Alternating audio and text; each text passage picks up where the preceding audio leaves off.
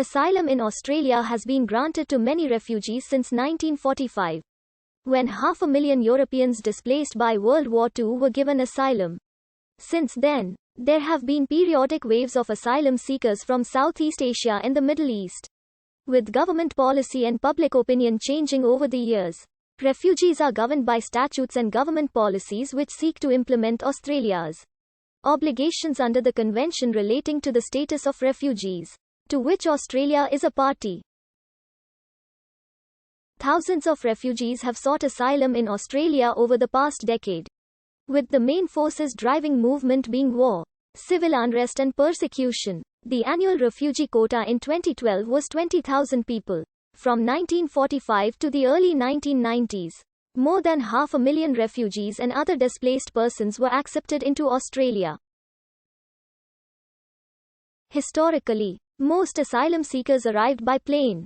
However, there was an increasing number of asylum seekers arriving by boat in the late 2000s and early 2010s, which was met with some public disapproval. In 2011-2012, asylum seekers arriving by boat outnumbered those arriving by plane for the first time. 3 waves of asylum seekers arriving by boat have been identified. Vietnamese between 1976 and 1981, Indo-Chinese asylum seekers from 1989 to 1998, and people of Middle East origin from 1999. The visa policy of the current government is to detain persons entering or being in Australia without a valid visa until those persons can be returned to their home country.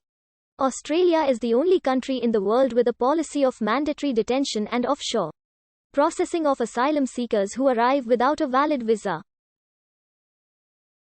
Asylum policy is a contentious wedge issue in Australian politics, with the 2 major political parties in Australia arguing that the issue is a border control problem and one concerning the safety of those attempting to come to Australia by boat. Historically, Australia was generally viewed as a world leader in resettling refugees, with more than 870,000 refugees resettled in Australia since World War II. Yet Australia is also one of the world's poorest in providing durable solutions to people who come here to claim protection, people seeking asylum, especially if they come by boat. This dichotomy has persisted into the present. The processing of people seeking asylum that have arrived in Australia for status determination has undergone significant change over the past decade. The process for refugee status determination is dynamic, with the government's humanitarian program mainly diverging in process between onshore and offshore arrivals. While the Migration Act 1958 had previously drafted to give effect to Australia's obligations under international law, mainly the 1951 Convention relating to the status of refugees and its first optional protocol, recent legislative amendments by successive governments have uncoupled the Act from giving effect to the Convention. This has resulted in a softening on the impact of the Convention in interpreting the Act, leading to the government wrestling from the protocol set out in the international agreement. The Migration Amendment Act 2013.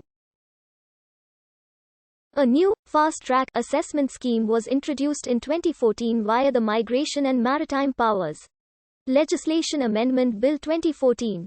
The definition of a fast-track applicant was narrowed further by Immigration Minister Peter Dutton in an amendment to the definition under the Migration Act 1958, which changed the date of arrival requirement from January 2012 to August 2012 for parents whose children wished to be put classified as fast-track applicants.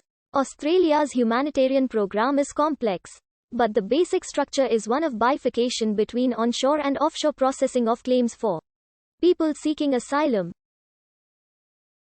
While the onshore humanitarian program is common across most signatories to the 1951 Refugee Convention, it is Australia's offshore detention policy that is the most controversial and widely criticised by civil society members. Australia is the only nation-state that currently employs a policy of shifting potential people seeking asylum by boat to other nation-states for processing of asylum claims. This policy receives support from both major political parties. In July 2019, it was estimated that there were about 30,000 people living in Australia who are ineligible for permanent residency. because they came to the country by boat before 2014. Recommendations to the government by the Australian Human Rights Commission to help improve the lives of these non-residents, some of whom live in poverty and suffer from mental health issues because of restrictions of their access to financial support and other welfare, and their uncertain futures, was rejected. A compliance interview, often done with the assistance of an interpreter, is one of the first steps taken by immigration officers to determine if a person is making a valid claim of asylum. If a valid fear of persecution is expressed, a